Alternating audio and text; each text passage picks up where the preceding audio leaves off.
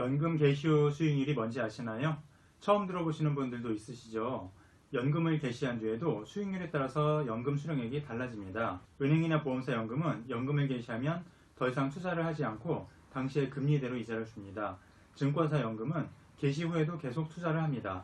개시 후 수익률을 1%만 높여도 연금 수령액이 10% 이상 커집니다. 2%를 높이면 20% 이상 커집니다. 이것이 바로 연금을 은행이나 보험사에다 들면 안 되는 이유입니다. 이 영상 끝까지 보시면 같은 돈으로 연금을 더 많이 타는 꿀팁을 확실하게 아실 수 있습니다. 안녕하세요. 이일영TV입니다. 저랑 같이 210억 될 때까지 쭉 같이 가보시죠. 많은 분들이 연금을 가입하실 때 돈을 붓는 동안에 수익률은 어떻게 되는지, 세금은 어떻게 되는지, 수수료는 어떻게 되는지 이런 것들은 확인을 하시지만 개시 후 수익률이 어떻게 되는지 확인해 보는 분들은 거의 없습니다. 금융회사 상담사들이 개시 후 수익률을 잘 설명을 안 해주기 때문입니다. 그래서 그게 뭔지도 모르는 분들이 많이 있습니다. 연금 개시 후 수익률에 따라서 연금 수령액이 어마어마하게 차이가 납니다. 연금 상품에는 크게 투자형이 있고 금리형이 있습니다. 투자형은 증권사의 연금저축펀드나 보험사의 변액연금 같은 상품입니다.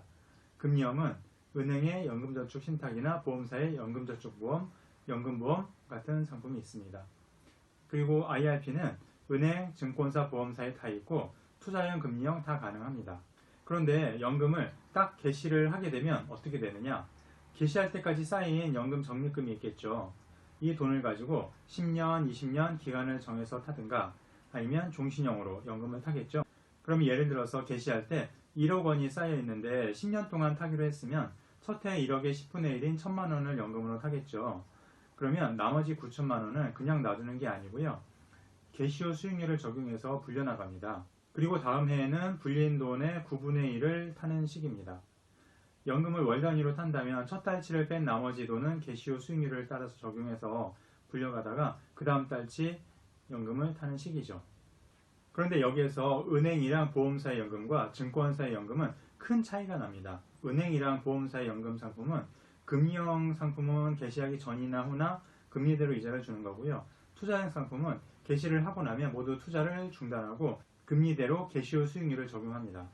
금리는 계속 낮아져 왔죠. 앞으로도 더 낮아질 겁니다. 미국, 일본, 유럽 같은 선진국들을 보면 거의 0%로 낮아졌습니다. 그러면 앞으로 10년, 20년, 30년 후에 연금을 산다면 은행이나 보험사 연금은 개시 후 수익률은 거의 0%대라고 봐야 되겠죠. 그런데 증권사의 연금저축펀드나 IRP는 개시 후에도 펀드로 계속 투자를 합니다. 펀드 종류도 마음대로 고를 수가 있습니다. 주식형을 할 수도 있고 채권형을 할 수도 있고 섞어서도 할 수 있습니다. 주식형으로 하면 평균적으로는 수익률이 높아서 수령액이 아주 많아지겠지만 주가가 오르내릴 때마다 연금 수령액이 좀 변동이 되겠죠. 수령액이 좀 작더라도 변동을 줄이고 싶으면 채권형으로 하면 됩니다. 채권형 펀드로만 해도 금리보다는 수익률은 높으니까요. 그러면 개시 후 수익률에 따라서 연금 수령액이 어떻게 달라지는지 보여드리겠습니다. 예를 들어서 연금을 개시할 때 3억 원이 돼 있고 이 돈으로 30년 동안 연금을 탄다고 가정해 보겠습니다. 그러면 개시 후 수익률이 0.5%, 1%, 2%, 3%, 4%, 5%인 경우에 연금 수령이 어떻게 되는지 보여드리겠습니다. 단순 비교를 위해서 수수료나 세금은 고려하지 않고 계산해 본 겁니다. 0.5%면 한 달에 89만원, 1%면 96만원, 2%면 109만원, 3%면 124만원, 4%면 139만원, 5%면 155만원씩 타게 됩니다. 그러면 30년 동안 총 타는 금액은 0.5%일 때는 3억 2천, 1%면 3억 4천, 2%면 3억 9천, 3%면 4억 4천, 4%면 5억, 5%면 5억 5천을 타게 되는 겁니다. 채권형 위주로 해서 3%만 해도 0.5%로 타는 것보다 1억 2천 이상 더 타게 되는 겁니다. 바로 이것이 연금을 은행이나 보험사에 하면 안 되는 이유입니다. 보험사 연금을 보면 최저 보증 이율이라는 게 있습니다. 개시 전이든 후든 최소한 이 최저 보증 이율만큼은 준다는 겁니다. 옛날에는 최저 보증 이율이 1%, 2%짜리도 있었지만 요즘 새로 가입하는 연금보험은 대부분 0.5% 아니면 0.3%입니다. 예전에 연금보험을 가입하셨던 분이라면 설계서에 연금 예시표가 있었을 텐데요. 앞으로 수익률이 몇 프로 나면 연금을 얼마씩 타게 될 거라는 표입니다. 그런데 이 표를 자세히 보시면 연금 지급 개시 이후 적립이율별 연금 연액이라는 말이 있죠. 이게 연금 개시후 수익률입니다. 3.46% 현재라는 얘기는 가입 당시의 이율인데요. 이 이율이 연금 개시할 때도 유지된다면 3,308만 원을 타게 된다는 거고요.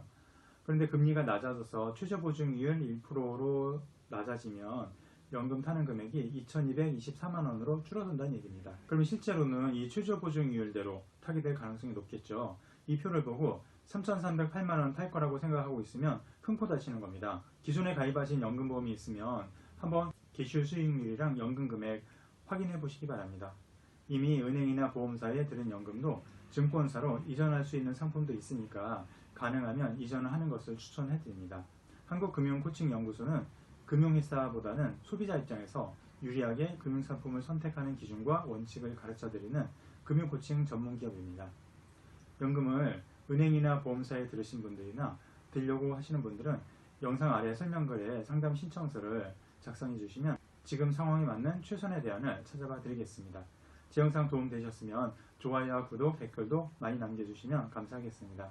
지금까지 이일영TV였습니다.